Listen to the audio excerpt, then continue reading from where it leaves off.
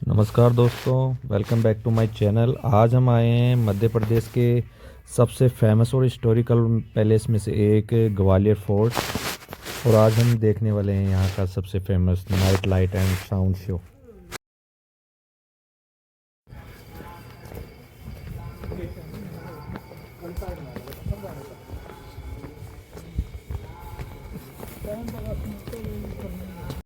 अगर आप भी ग्वालियर आ रहे हैं तो ये शो देखना बिल्कुल मिस मत करें। रात में फोर्ट से पूरा ग्वालियर शहर चमचमाता हुआ दिखाई देता है, मानो जैसे आज दिवाली हो।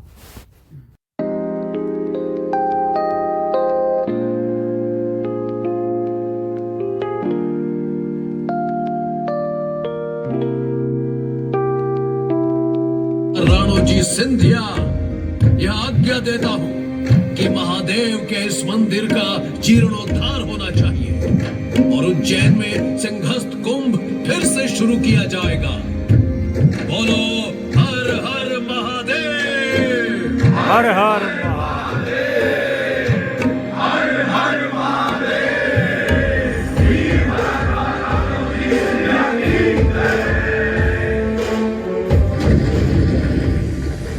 वीर राणोजी के उपरांत उनके पुत्र महादजी सिंधिया ने स्वराज का केसरिया झंडा लेकर 1765 में ग्वालियर, 1771 में दिल्ली और उसके बाद लाहौर और अटक तक का इलाका जीत लिया और समस्त हिंदुस्तान में सिंधिया वंश का नाग निशानी भगवा ध्वज बुलंद किया।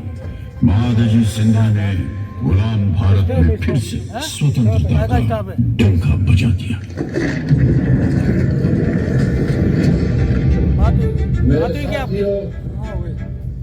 आज सिंधिया फौज ने केसरिया झंडे के नीचे सभी हिंदुस्तानियों को एकत्र कर दिया है।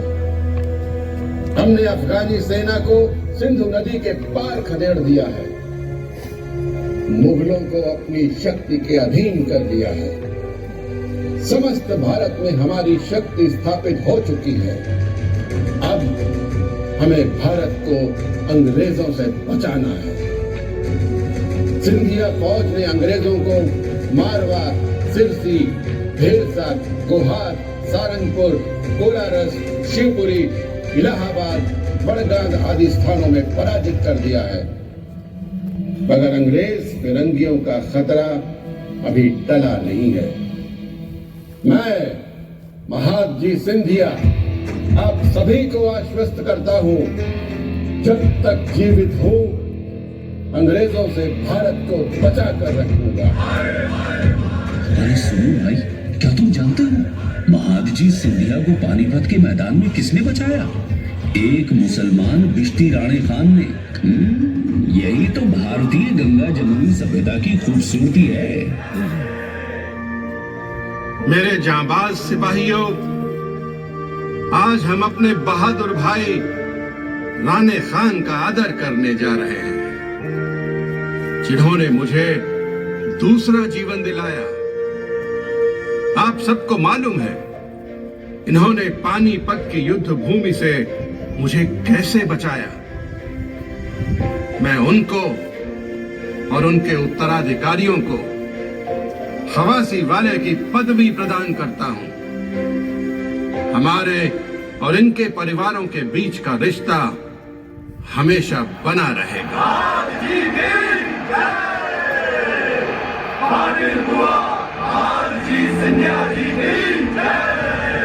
महादजी सिंधिया ने उत्तर में आज के पाकिस्तान में स्थित अटक से लेकर कटक तक हिंदवी स्वराज्य स्थापित किया। अजमेर, अलीगढ़, आगरा, दिल्ली, सरहिंद, ग्वालियर, अहमदनगर, भरूच और लाहौर जैसे अनेक शहर जीते, लेकिन आखिरकार द ग्रेट मराठा महादजी सिंधिया के वंशजों को अगर कोई शहर भाया तो वो ये शहर ग्वालियर था, जिसे महाराजा दौलत राव सिंधिया ने 1810 में अपनी राजधानी बनाया था। तुम लोग जानते हैं हमने एक एक वोट खास काम के लिए चुना है। इधर का बाकी लोग हमारा साथ देगा, वो दिखाएगा किधर से किला का दीवार और चढ़ना है,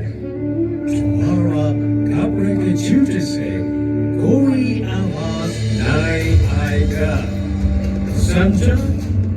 वो एक अकेला हिंदुस्तान का चाबी है।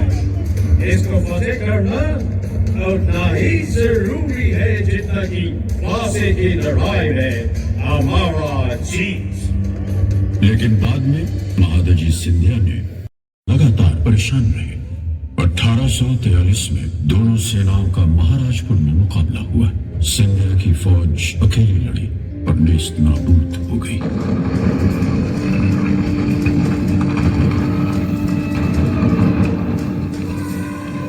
प्रगतिवादी मराठा साम्राज्य में नारी सशक्तिकरण की अद्भुत परंपरा थी, जिसमें लड़कियों को शस्त्र और शास्त्र दोनों की शिक्षा दी जाती थी। उन्हें राजनीति और युद्ध कला का ज्ञान दिया जाता था। इस परंपरा का अद्भुत उदाहरण थी सिंधिया परिवार की महारानी वीरांगना बैजाबाई सिंधिया। तलवारबाजी में निपुण वे बैंकर रानी के नाम से प्रसिद्ध थी।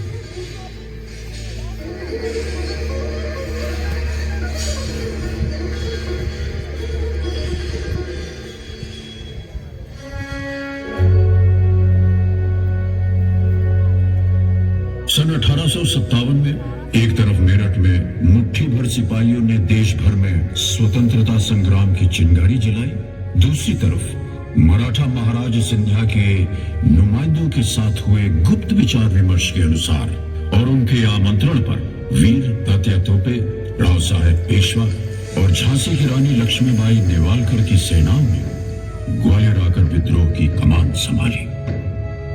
कहते हैं महारानी ताराबाई सिंधिया के कहने पर हमारे जांबाज क्रांतिकारियों के लिए सिंधिया कोषालय खोल दिया गया था।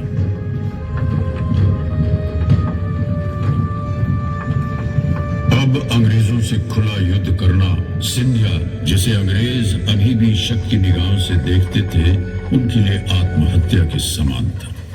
इसलिए ग्वालियर के किले को सिंधिया महाराज की सेना ने रानी झांसी को सौंप दिया था। लेकिन जब अंग्रेज शक्ति भारी पड़ रही थी, तब सिंधिया के नुमाइंदों ने रानी को ग्वालियर से सुरक्षित निकलने की सलाह दी।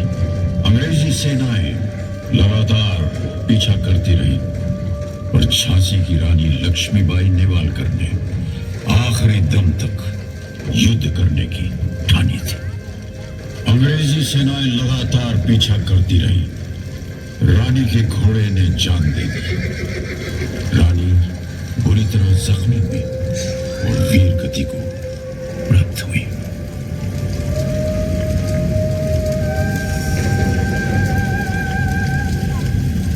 बाद के वर्षों में मराठा सिंधिया राजवंश की छत्र छाया में ग्वालियर फलता फूलता रहा।